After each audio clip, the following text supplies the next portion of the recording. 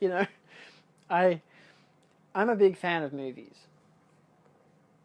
And I had a colleague recently mention how they're watching the Conjuring films, and they were saying how they, uh, no, they're watching the Insidious films, and they watched the first one. They were saying, oh, I didn't really care that much for it. I didn't really like the old woman, and I'm like, what old woman? What are you talking about? And she's like, I didn't really care much for her daughters and her son, like her sons and her nieces. I'm like, who the I'm like, what are you talking about? And she's describing the plot of the movie, and I'm like, that's not the first Insidious movie. And she's like, yeah, it is. I'm like, no, it isn't. She's like, yeah, it is. It doesn't have a number in the title. I'm like, yeah, I know. It's called The Last Key.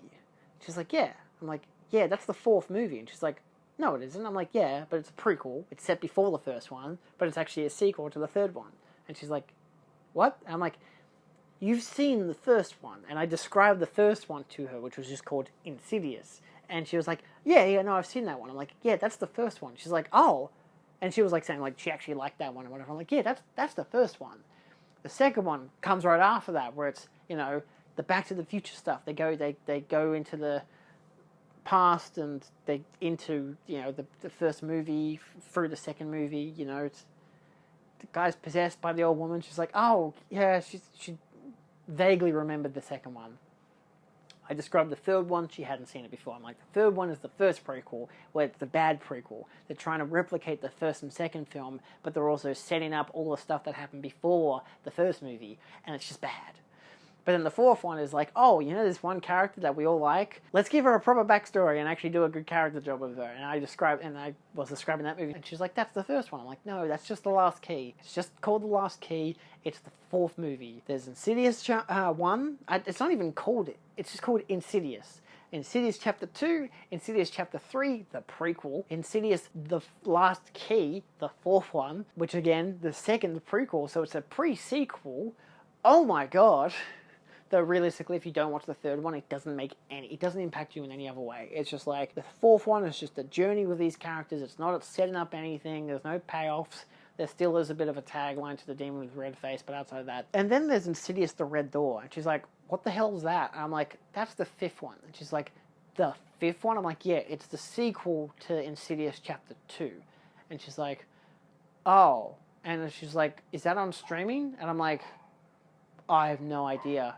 It recently came out, like last year. I know it's on physical, but I don't know if it's on streaming yet. And she was like, what the hell do you mean by physical? I'm like, like Blu-rays and DVDs. And she's like, oh yeah, CDs. I'm like, no, just DVDs. And she's like, no, they're CDs. I'm like, no, they're not. They're different. They're very different, in fact. One's a compact disc, which does not show you any of the video media, and the other one is a digital video disc, which does show you video media. But, the generation that's just a bit younger than me is completely out of touch and doesn't realize that DVDs exist. Now, look, that's already one thing where, like, I could make the point of, oh, people who are younger than me don't buy movies anymore, they don't know what a DVD is. I saw a bloody video of these girls who got a Taylor Swift CD for Christmas, and they didn't know how to open it. They didn't know how to take the disc out. They thought they were going to break it, and then their sister, who's obviously like my age, in their mid to late 20s, just clicked it in, pressed it in, bam, the disc comes out. Oh my god! I remember when Blu-rays had like a little image on the left-hand side. You open it up, it's like, press it in, and the disc comes out. And I was like, yeah, obviously. Turns out people are stupid. I forget that sometimes. But let's talk about how people are stupid.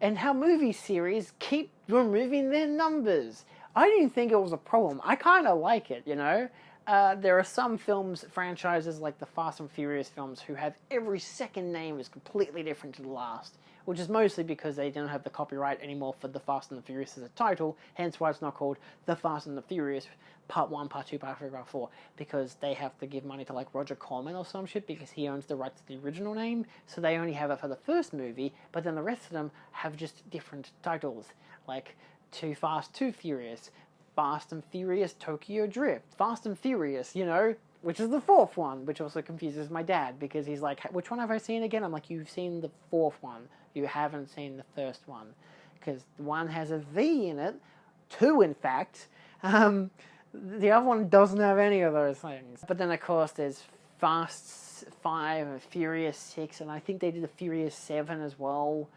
Fate of the Furious was number 8. Fast 9, which is just called F9, or F9, the Fast Saga. Then there's Fast X, or just FX. Wonderful, isn't it? At least those still have numbers in their names. You get to Mission Impossible, and once you pass the third one, it's up in the air. Ghost Protocol, Rogue Nation, Fallout, Dead Reckoning Part 1, unnamed sequel title, which was meant to be Part 2, but it probably won't be, which is going to be really funny. But at the same time, you can watch those without any continuity between the other ones, because realistically, a lot of those movies you can just watch, and they don't really relate strongly to each other. Like, these new ones have an overarching story, but it's very minimal, you know? Like, Fallout connects to Dead Reckoning, but not as heavily, but Dead Reckoning will connect very heavily to the next film. But there are movies like that, with Insidious, I'd probably say The Conjuring as well, because instead of calling it The Conjuring 3, it's just called The Conjuring The Devil Made Me Do It. They've got a fourth one coming out. I don't know what it's called yet. It's amusing seeing this, and because again, I've never been a big fan of movies with a number in the name, unless it's maybe Roman numerals. Like, Star Wars gets away with that because they use Roman numerals, and I like Roman numerals. But, like, after that, it's like, I don't really care about the rest of a lot of other movies. Like, there's, like, Gremlins 2, the new batch. A lot of them are, like, number 2, number 3, with a tagline after it. Well, like, think of Star Wars and shit. I know Star Wars fans are very dedicated to the name and the number, but, like, it's amusing to me how Star Wars fans will refer to the movie by the subtitle of the movie. They won't call it Star Wars Episode 5, they'll call it Empire, or Empire Strikes Back. Then you got, I don't know, what do you call Return of the Jedi? Or I would just say Return of the Jedi. Like, Star Wars, I call it just Star Wars. I don't call it A New Hope. I don't call it Episode 4. You know, you get Phantom Menace, Attack of the Clones, Revenge of the Sith. Yeah, that kind of all works like that. Empire works by itself as just Empire, because you know what Empire is, you know. They haven't replicated the Empire name in any of the title, whereas like Revenge of the Sith, Return of the Jedi, you know, that's a good counteract to itself. Attack of the Clones is just a cool title. Phantom Menace is a cool title. A New Hope, bad title. Star Wars, that's a great title. Of course, when I mention Star Wars, people are like, which one? I'm like, Star Wars. It's just Star Wars. I don't know what the fuck anything else is. I try not to be too prissy with it, but at the same time, it is Star Wars. But it's amusing because I don't really know of anyone who refers to them by their actual number. I like that they have numbers because, again, Roman numerals. It's, again, still an add-on, the whole, it was initially Star Wars and then Empire Strikes Back and it had Star Wars as the tagline thingy, and same as Return of the Jedi. They were called that, and Star Wars was just, like, part of the series name. And then, of course, you know, the prequels, so it's episode 4, 5, and 6, and there's now A New Hope, and I get it. I know the fucking story. You know, that was like a poster fact, which is more amusing. This ain't no Pluto Nash number 9, Revenge of Gabriel McBoogles.